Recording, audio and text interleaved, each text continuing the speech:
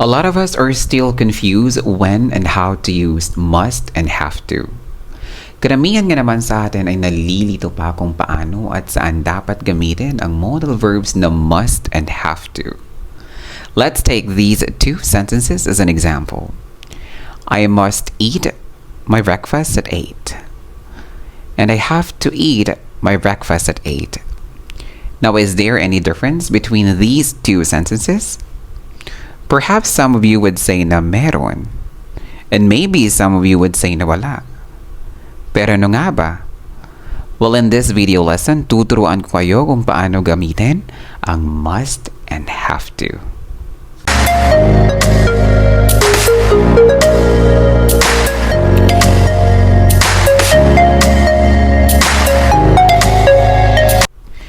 Hi everyone, this is Teacher Renz and welcome to my class. Before we get started, if you're new to my channel, please don't forget to like, share, and subscribe. And please, click the notification bell para updated ka sa mga bago kong videos. As what I have mentioned a while ago, we're going to crack one of the most common confusion in English, the usage of must and have to. I admit that these two are really confusing to use, even me. Before I got to university, I didn't know how to correctly use them. Like for me, they're just the same. Parehas lang.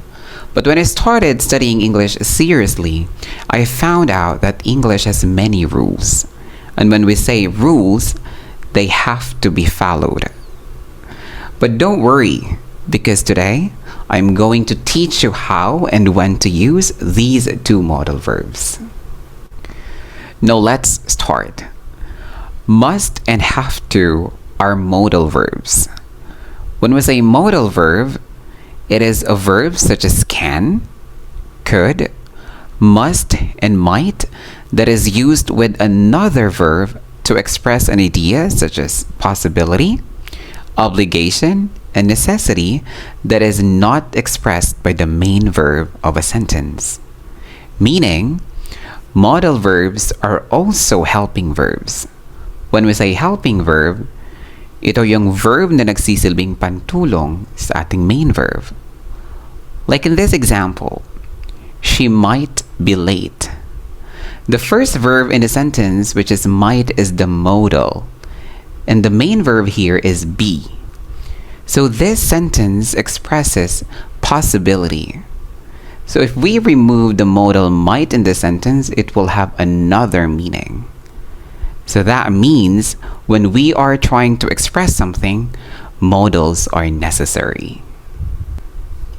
English modal verbs include can, could, must, have to, will, might, and etc.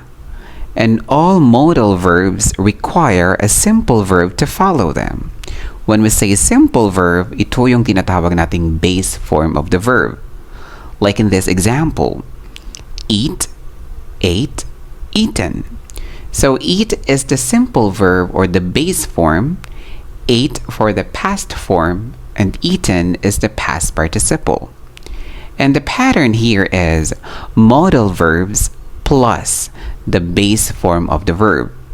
So we can't say she must ate, but we have to say she must eat. Again, modal verbs plus the base form of the verb.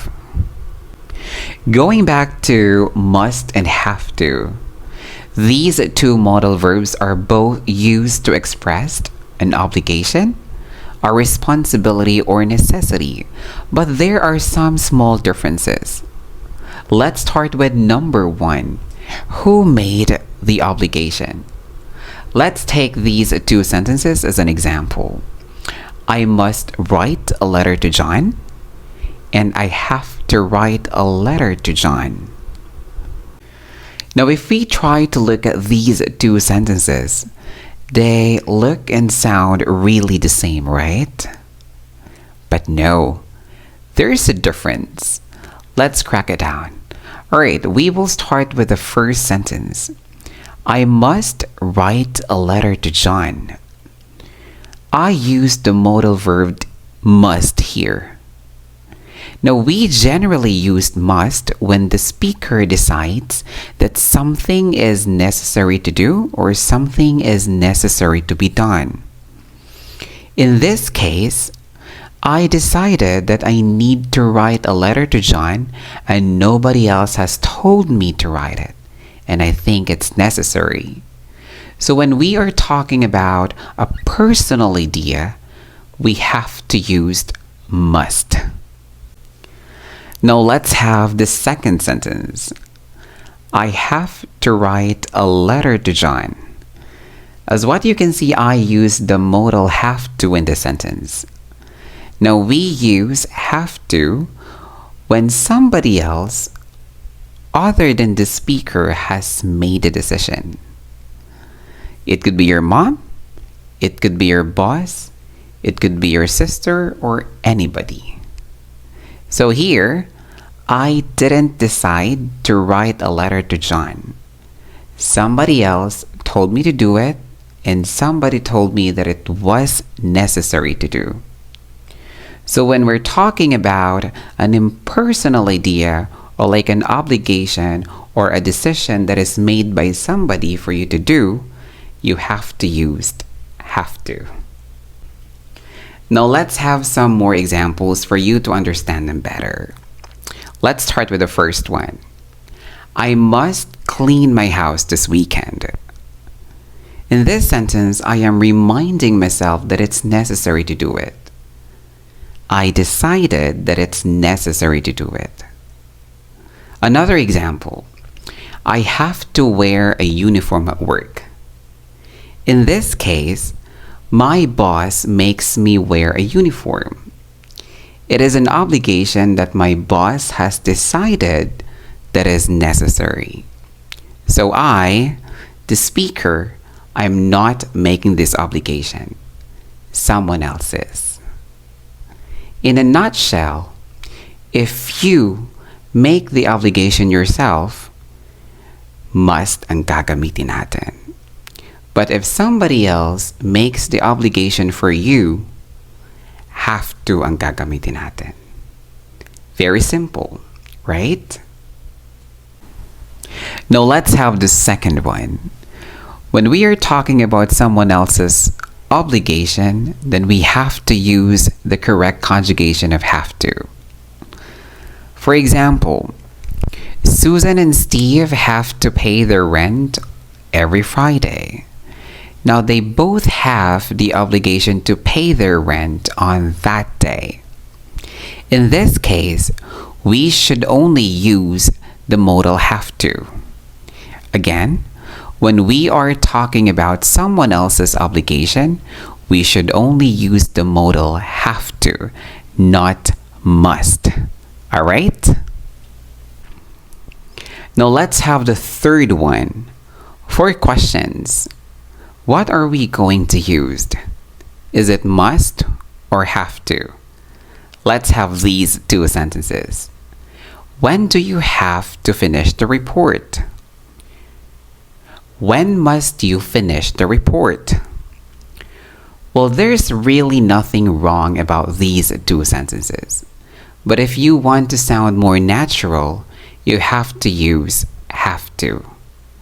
Must sounds too formal, and this is more common in British English. So for questions, if you want to sound more natural, it is better to use have to. Okay? Now let's have the final one. Must in different tenses. Must is only used in the present tense and sometimes to express the future. We use a form of have to for the other tenses. The past form of must is had to. For example, I had to leave work early yesterday. I had to make an appointment yesterday. Now the future tense of must is will have to. I will have to work early tomorrow. I will have to sleep early tonight. However, sometimes must is also used to express future obligation. I must leave work early tomorrow. So again, must in different tenses. We only used must in the present tense and future tense. And the past form of must is had to. And the future form is will have to and must. Now this time, let's have a recap. Number 1. When someone makes an obligation for you, you have to use have to. But if you make an obligation yourself, you have to use must. Number 2. When we are talking about someone else's obligation, we have to use have to. We cannot use must here. The third one, for questions, have to or must are okay to use. But if you want to sound more natural, I do really encourage you to use have to, since have to is more common and must sounds too formal and it's more common in British English. So have to is better. For the fourth one, must in different tenses, we used must to express present tense and future. So the past form of must is had to, and the future is will have to and must. Okay? So that's it for today's class. Thank you very much for watching. I hope you learned something from me. This is Teacher Renz again, and see you in my next class.